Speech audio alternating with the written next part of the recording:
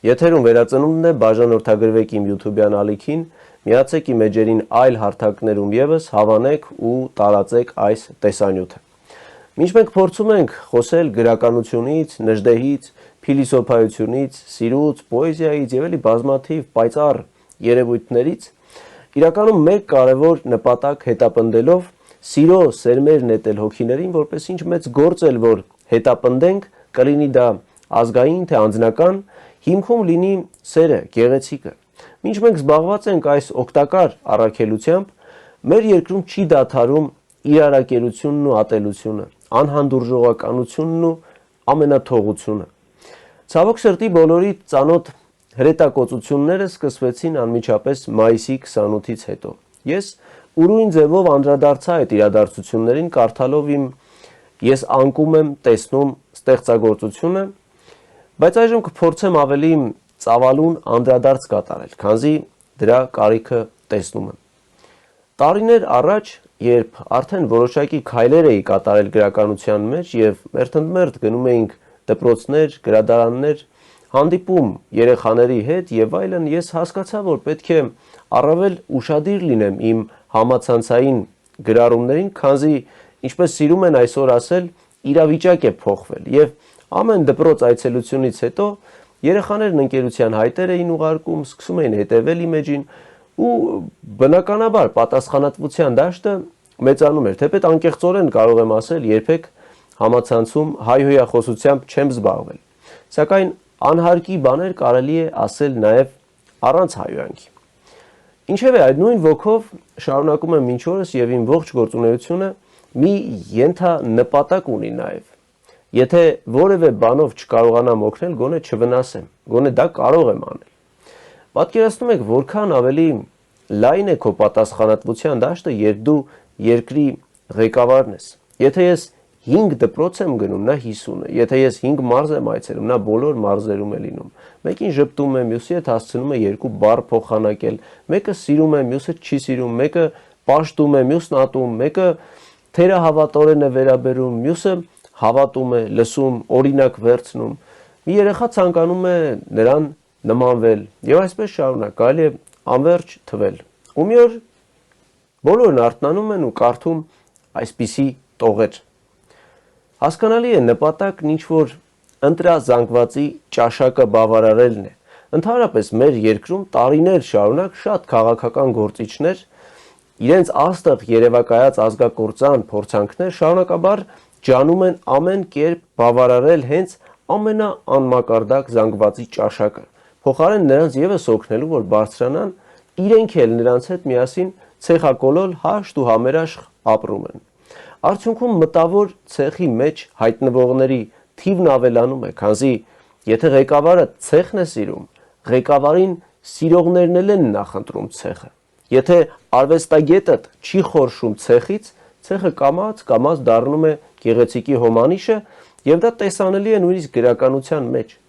Ցեխ ասելով հիշեցի վերածննդի մի թողարկում, երբ անդրադարձել էի Օսկար Վայլդի Երևելի հրթիռը պատմվածքին։ Կարող եք վերադիտել այդ հաղորդումը։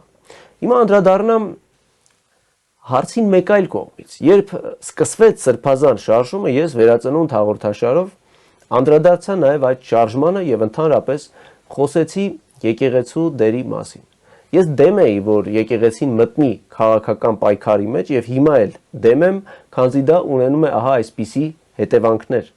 Իշխանությունը չի խնայում եկեղեցուն, եկեղեցին չի խնայում իշխանությանը եւ ով է շահում։ Հաստատ շահողը ոչ իրենք են, ոչ էլ մենք։ Շահում են մեր հակառակորդները։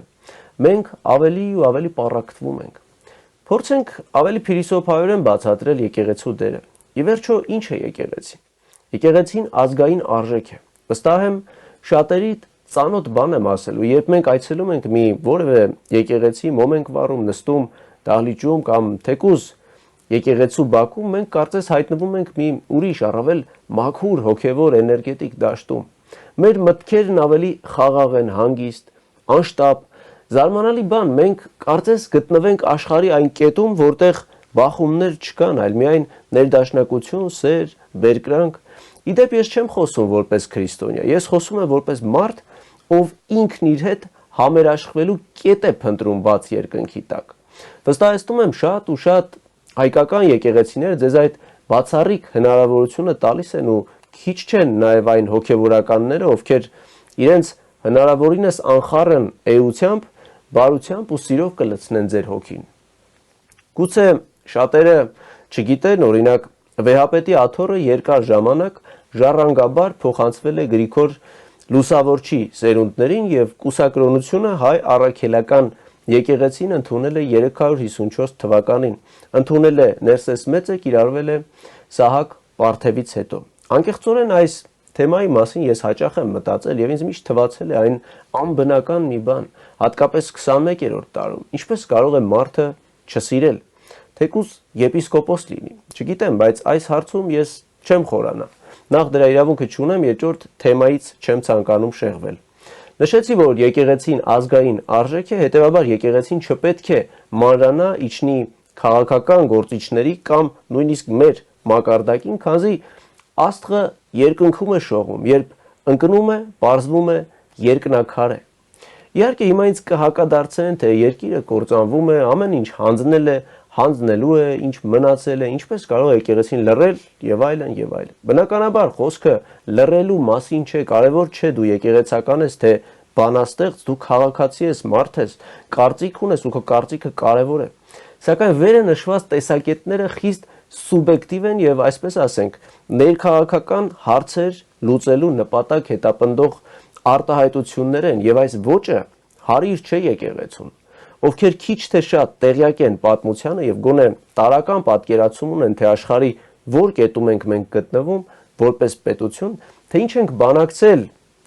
94-95 թվականներից հետո որ հարցերում ենք խաբել մեր ժողովրդին ու գուցե ինքներս մեզ,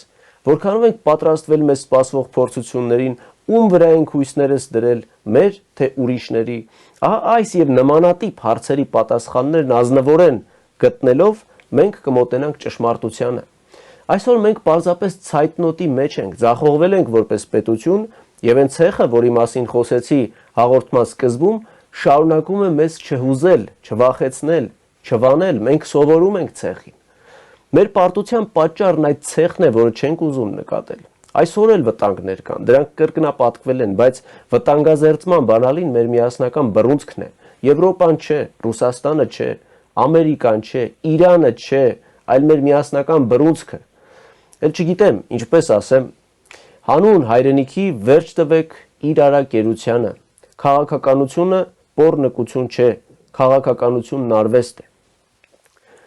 Հիմա գալով հաղորդման եզրափակիչ մասին, երեք կրկին թերթում է Հրաչյա Սարուխանի Վախճանից էլ պարզ բանաստեղծությունների ժողովածուն եւ աչքովս ընկավ 7 մահացու մեղք ֆանտաստիկ բանաստեղծությունը, որն իսկապես անverջ կարդալու գործ է։ Այն ավելորդ մեկնաբանությունների կարիք չունի եւ դուք դրանում շուտով կհամոզվեք։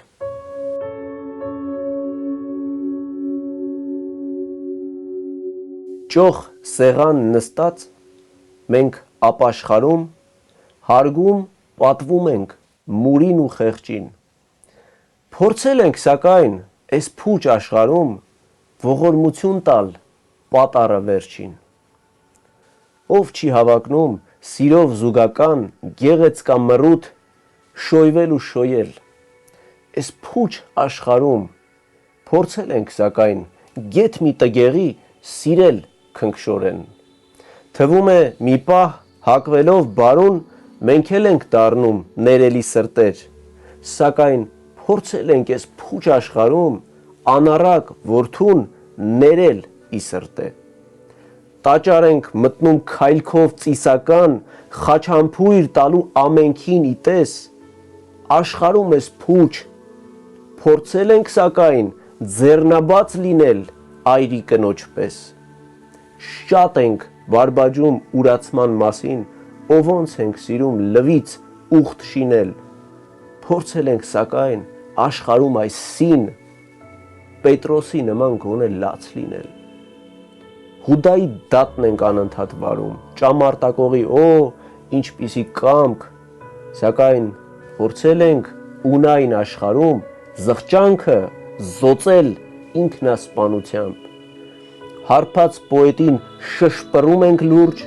թուքումուր տալիս հենց իրեն իսեր։